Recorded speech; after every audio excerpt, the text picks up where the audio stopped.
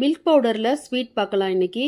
ஒரு ஜாரில் 1 கப்பு நல்லா வறுத்த நிலக்கடலை எடுத்துக்கோங்க.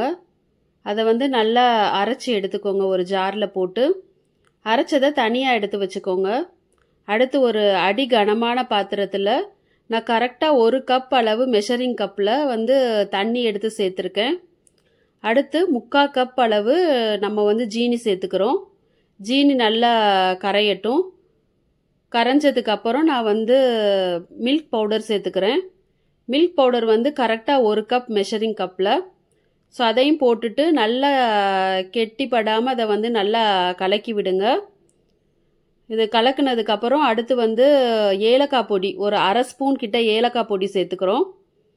ஏலக்காய் பொடி சேர்த்து இப்போ பாருங்கள் கொஞ்சம் நல்லா கொதி வந்துடுச்சு. இப்போ தான் நம்ம அரைச்ச நிலக்கடலையை இதோட சேர்த்துக்க போகிறோம்.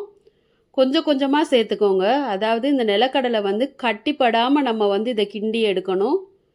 நீங்கள் கொஞ்சம் கொஞ்சமாக சேர்த்திங்கன்னா அது கட்டிப்படாது.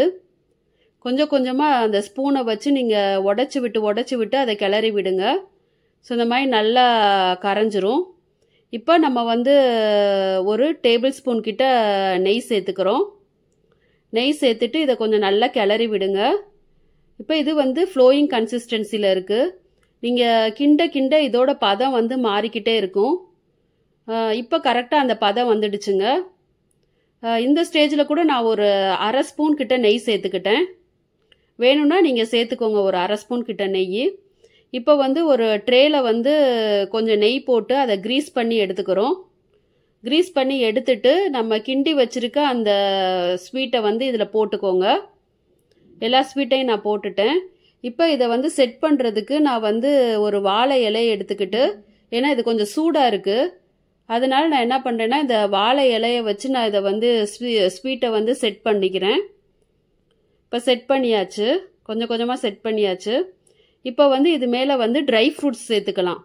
நான் வெறும் பாதாம் மட்டும் சேர்த்துக்கிட்டேன். நல்லா பொடியாக கட் பண்ணி பாதாம் நான் இது மேலே தூவி விட்டுக்கிட்டேன். நீங்கள் வேணும்னா முந்திரி அந்த மாதிரி கூட நட்ஸ் சேர்த்துக்கலாம், பிஸ்தா பருப்பு அந்த மாதிரி.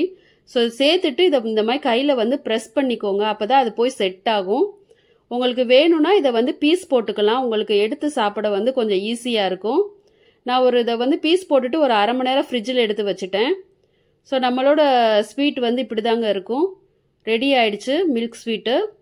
இது கொஞ்சம் கூட பால்கோவா பதத்தில் தான் இருக்கும் இந்த ஸ்வீட்டு. பாருங்க, நம்ம மில்க் ஸ்வீட் ரெடி.